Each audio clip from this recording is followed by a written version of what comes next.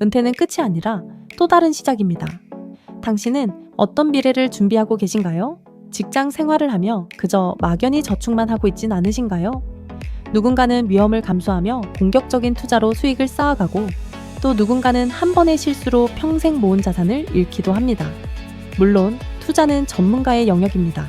정보, 판단력, 타이밍, 이 모든 것이 요구되는 고난이도 게임이죠. 하지만 단 하나, 실체가 있는 자산, 부동산은 조금 다릅니다. 땅은 볼 수 있고, 걸을 수 있고, 느낄 수 있기 때문입니다. 그래서 초보자도 비교적 쉽게 접근할 수 있는 자산이라 불리죠. 하지만 쉽다고 해서 아무렇게나 해도 되는 건 아닙니다. 부동산 투자에는 생각보다 많은 고려사항들이 숨어 있습니다. 지목, 도로, 개발 계획, 규제, 수요 흐름, 이런 걸 모르고 접근한다면 투자가 아닌 기대감만 남은 소유일 수 있습니다. 그래서 오늘은 실전에서 수많은 부동산 투자를 상담해온 김진철 소장님을 만나 정말 필요한 이야기를 들어보려 합니다. 안녕하세요. 네, 안녕하십니까. 많은 사람들이 요즘에 투자에 대해서도 관심을 많이 가지는데 정말 실패하지 않을 그런 땅들은 어떤 땅을 골라야 되는지 혹시 알려줄 수 있을까요? 네, 좋은 질문을 해주셔서 고맙습니다. 첫째는 우리가 부동산 투자하면 지키는 투자를 해야지 않겠습니까? 일반적으로 야구 선수 같은 경우는 히팅해서 헛스윙을 3번 할 경우 삼진 아웃 되는데 우리 부동산 투자는 삼진 아웃이라는 게 없거든요. 네, 많은 배팅 연습하고 나서 필드 나온 게 좋은데 그렇지 않고 나오신다면 진정한 지역의 투자 길라잡이 멘토를 만나셔야 한다.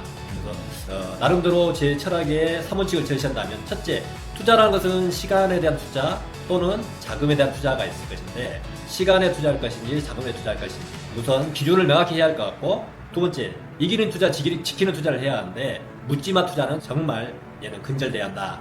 그래도 나름대로 투자를 하고 싶다면 지역의 개발 계획에 대해서 어느 정도는 정통해야 한다. 세 번째는 우리가 이 평택시 1억 4,500만 평 땅이 있는데 모든 지역이 땅이 될 수는 없다. 개발 가능지, 개발 억제지, 개발 불능지가 있는데 최소한 자기 투자 원칙을 가지고 가야 한다. 그래야지만이 투자의 원칙에서 지키는 투자, 이기는 투자 훌륭히 해낼 수 있다고 생각합니다. 너무 어려운 것 같은데. 그러니까 이론을 좀 거창하게 말씀드렸는데 첫째는 내 호주머니에 시드머니가 얼마 있는가 3천이 있다, 5천이 있다, 1억이 있다, 10억이 있다. 그 나름대로 시드머니에 맞는 기간이 또 나와야 한다. 왜냐하면 시간과 자금이 정해지지 않는 투자는 투기다. 기회에 던져놓은 자본금을 던져놓은 투기다. 투자라는 것은 자본을 계획에 맞게 시간에 맞게 투자하는 건데 투기라는 것은 자본을 기회 요인에 던져놓은 건데 우연찮게 부자 될 수 있겠죠. 운이 좋으면. 그렇지만 운이 좋아서 되는 경우는 땅에서는 그렇지 많지 않다. 그래서 투자하기 위해서는 내가 어떤 정도로 사고자 하는 건지 목적, 시기, 그리고 시드머니의 크기 그 정도는 가늠하고 공인중개사 사무소를 가야지 않는가. 그것이 첫 번째 투자에 나서는 내비게이션의 목적지를 입력하는 단계다 생각이 됩니다. 그러면은 만약에 내가 퇴직을 했어. 그 돈이 좀 여유가 있어요. 이걸 가지고 장사하기는 좀 그래. 근데 땅을 사놓기도 좀 애매한데 만약에 진짜 모르는데 투자하고 싶다면 어떤 형태를 추천드리고 싶어요? 일단은 모르는 지역인데 투자를 하고 싶다. 일단은 사람을 가장 잘 만날 것 같고요. 사람이 항상 돈 벌어주는 거니까 사람 잘 만나는데 그 지역에 정통한 사람을 잘 만난다. 좋은 사람 만드는 거. 인적 네트워크 투자가 1투자다. 두 번째는 개발 계획이 확실한 지역. 개발 지역이 확실한 지역은 어떤 지역일까요? 그 지역은 자금이 세팅된, 사업 자금이 세팅된 지역. 그리고 민간 기업보다는 지방정부보다는 중앙정부가 국가 계획에 맞게 수립한 지역. 우리 평택 서부권 지역에서는 그런 첫 사례가 아마 안중 역세권 도시개발사업구역이 아닌가. 현재 안중역이 개통돼서 운영 중에 있는데 2조 9천억의 투자 자금을 투입하여 서해안시대 철도시대를 개통하였는데 이 주변 역으로부터서 1km 이내 이러한 지역 같은 경우는 기회 요인이 모두 갖춰져 있기 때문에 절대 실패하지 않을 확률이 있다. 절대는 다른 금기시해야 하겠지만 그래도 상대적으로 다른 지역보다는 실패가 덜하다. 나는 돈은 많다. 그러면 안중 역세권에서 한번 투자의 기회를 엿보는 것도 좋죠. 하지만 이런 지역에 들어가게 된다면 사업 주체의 방향성, 목적에 따라서 투자 시기를 저울질해야 하기 때문에 자기 임의대로 자본 회수를 앞당기고 미루고자 한다면 사업구역에서 약간 벗어난 지역에 개별적으로 사용할 수 있는 토지. 그래서 이런 지역들 같은 경우 그런 정도에 해당이 되지 않는가. 안중역곳에서 벗어났는데 그 땅에다가 상가를 짓는다든가 단독주택 이런 소매점 행위를 통해서 소득을 창출할 수 있는 땅이라면 개인 목적의 한 목적적이다 생각이 듭니다. 그러면 평택시를 추천할 만한 지금 중앙정부에서 진행하고 있는 개발 현황은 좀 어떤가요? 우선은 어느 지역이 투자 지원가를 우리가 가능할 때 부동산 격언이죠. 숲을 봐라. 나무만 보지 말고 숲을 봐라. 큰 범주에서 시작해서 범위를 좁혀가라 하는데 숲을 보기 위해서는 어떤 전체적인 개발 계획을 살펴봐야겠죠.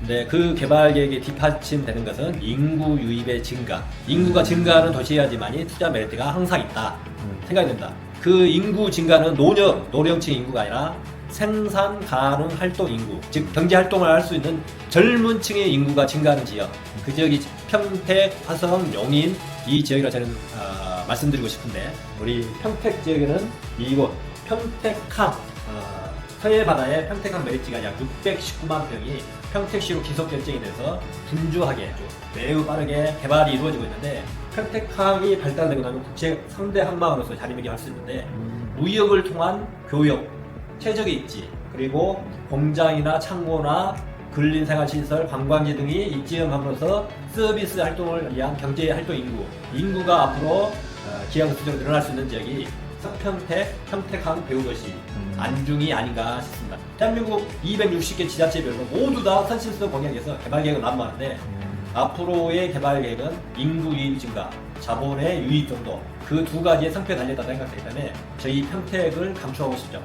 그러면 평택에 와서 막연하게 투자를 하고 싶다, 여기 땅을 가지고 싶다, 뭐 이런 마음들이 있는 분들한테 절대 실패하지 않는 방법을 알려준다던가 매물 고르는 법. 지금 어떻게 보면 인구가 감소하는 시대, 베이비붐 세대가 은퇴하는 시대, 그래서 생산 활동 인구가 감소하고 있는데, 건물 투자 이러한 것들도 이제는 빚내서 하는 것보다는 있는 돈을 범위내서 이용 원칙을 따라가야 한다. 빚내서 하는 투자는 조금 지양하다. 그러나 자기가 근로소득이나 사업소득에서 레버리지를 활용할 수 있다면 그것은 100% 환영한다. 그렇지 않는 경우는 레버리지를 이용한 투자는 지양해야 할 필요가 있다. 부동산 시장, 호황시장을 할 때는 레버리지 이용한 게 낫죠. 저금리 시대에 레버리지 이용했을 때 가장 큰 효과를 가져온대. 근데 지금은 바닥이 어딘지 모르고 추락하고 있는데 빚내서 투자한다는 것은 금기시해야 할 필요가 있다. 사업소득이나 근로소득이 뒷받침된다면 레버리지를 활용해서 좋은 물건을 지금 가질 수 있다. 지금 같은 시기에는 시드머니가 준비된다면 좋은 매물 플러스 저렴한 가격, 두 가지 필요 충분 조건을 갖추는 토지를 선택할 수 있죠. 그러면 만약에 목돈이 생겨 닭집을 열기에는 좀 그렇고, 네네. 그리고 뭔가 부동산을 투자를 하고 싶긴 해서 여러 군데를 알아볼 수는 있을 것 같아요. 네네. 뭐 그런 분에게 추천해줄 만한 지금의 원칙에 맞는 그런 매물이 혹시 있다면 하나 간단하게 그냥 샘플로. 네네네. 좋은 질문인데, 그런 땅들은 우리 평택에서 시간과 시드머니를 갖췄다면 확실한 지역, 이기는 투자, 지키는 투자를 할 수 있는 데게, 왜냐하면 경기 경제 자유구역 현덕지구는 70만 평 토지 수용 가능 지역인데, 이 토지 보상 시기가 2027년 초가 될 겁니다. 내후년요? 그렇죠. 내후년 초가 될 텐데, 지금 공기업에서 투자하기 위해서 PMEC, 공공투자심의관리센터, 지방공기업 투자심의관리위원회에서 타당성 검토를 중에 있는데 통과가 될 거라 생각되고, 내후년 초에 토지 보상 시기가 주어질 건데, 이런 지역은 제3 매수자가 정해져 있잖아요. 내가 팔려고 노력하지 않아도 공기업에서 일괄적으로 토지 보상금 주고 가져가기 때문에 시간에 대한 투자, 자금에 대한 투자가 확실하다. 그래서 투자를 한다면 이 지역의 저렴한 매물 위주로 매수하는 것은 괜찮다 생각됩니다. 내후년에 나라에서 사갈 건데 그걸 누가 팔아요? 파는 분들은 장기 보유하시는 분들이 있습니다. 20년, 30년, 만 18년 가까이 여기 화성세로 지나가는데 기다림에 지친 사람들을 던질 수 있거든요. 세금이 안 나오니까. 두 번째는 막차 타신 분들이죠. 중국선 개발에서 대토 준다 했더니 좀 높은 가격에 레버리지를 많이 이용해서 사셨는데, 지금 고금리 정책에 의해서 금리 부담으로 인해서 손절하시는 분들, 그런 분들은 지금 이 시기 훌륭한 매물 될 수 있는 거예요. 그러면 한 1억 가지고도 살 수 있는. 지금 1억 가지고 산다면 이제 평당가를 따져봐야 할 것 같은데, 1조 7천억, 총 공사가 1조 7천억 예상하는데 그 중에 60%가 일반적으로 토지 보상비가 쓰인다. 그러면 1조 원 나누기 70만 평에 하면 평균적으로 한 85에서 90만 원 정도 보상비가 될 거라 생각이 되는데, 50만 원짜리 산다면 2년 후에 갭 상승분이 평당 30만 원 가까이 되는 거죠. 그럼 30만 원에 대한 양도 차익만 내고 나면, 그리고 또 공익사업이라 감면제도가 있는데 그런 제도를 이용한다면 훌륭한 투자입니다. 그러면 정년퇴직해서 진짜 뭔가 노후를 알차게 보내려는 사람한테는 은퇴자라면 나름대로 주거지가 이제 확보돼 있고, 세컨드 주택, 세컨드 하우스나 주말 농장 이런 정도 사용하고자 하는 분들의 은퇴 설계 목적이 아닐까 싶은데, 그런 땅들이라면 도시 지역에서 차량으로 5분 이내 거리, 걸어서도 갈 수 있는 거리에 있는 농지, 그런 농지를 사서 주말 농지로 쓴다든가 농촌 체류형 쉼터를 지어서 주말마다 한 번 가서 힐링 공간을 쓴다든가 할 수 있는 지역인데, 안중에서는 안중 현화지구, 안중 역세권지구, 하양지구에서 도달할 수 있는 도보로도 5분 이내 거리에 있는 이 현아리 이론의 땅들을, 그래서 개발 가능지에서 벗어나 있는 땅들, 그런 땅들을 적극 추천하고 싶죠. 많이 비싸지 않나요? 아니요, 많이 비싼데 지금 개인의 사정에 따라서 급매물도 있기 때문에 발품을 어느 정도 파냐에 따라서 보석을 가져갈 수도 있죠. 예로 하나 들어줄 수 있어요? 안중읍 현알이 미국에 계시는 분이 저희들한테 의뢰하신 건데, 미국에서 사업하다 보니까 연말까지 꼭 처분해서 목격자가 쓰기 위한 땅이 있는데, 안중 버스 터미널에서 걸어서 5분 거리에 3m 도로에 접해 있는 농지 한 450평 가까이 된 땅이 100만 원에 나와 있겠습니다. 호가 시장은 뭐 200만 원 육박했고요. 근데 개인의 사정에 의해서 급히 처분하다 보니까 평당 100만 원을 얘기한 토지가 있죠. 그래서 그런 땅이라면 은퇴 설계 목적에 부합하다 생각이 됩니다. 우리 평택의 땅들을 선택하기 위해서는 좀 기본적인 게 도로 접합 유무를 따져봐야 할 거고, 그 다음에 우호 수처리가 되나 안 되나. 제가 설명하는 농지는 3m 도로에 접해 있고 우호 수처리가 가능한, 그래서 실질적으로 건축 허가를 듣게 해서 건축을 할 수 있는 땅이죠. 시골 땅이라면 일반적으로 사기 전에 건축이 가능한 땅인가 아닌가를 살펴볼 필요가 있습니다. 네, 지금까지 땅도 소개해주시고 좋은 말씀 해주셨는데, 나름대로 부동산업 18년 하면서 절대 욕심은 금물이고, 자기 분수에 맞는 투자는 절대 실패하지 않는다는 것 염두에 뒀으면 좋겠습니다. 네. 감사합니다. 우리는 매일 작고도 중요한 선택의 순간들을 마주합니다. 이제는 돈이 전부가 아닌 시대.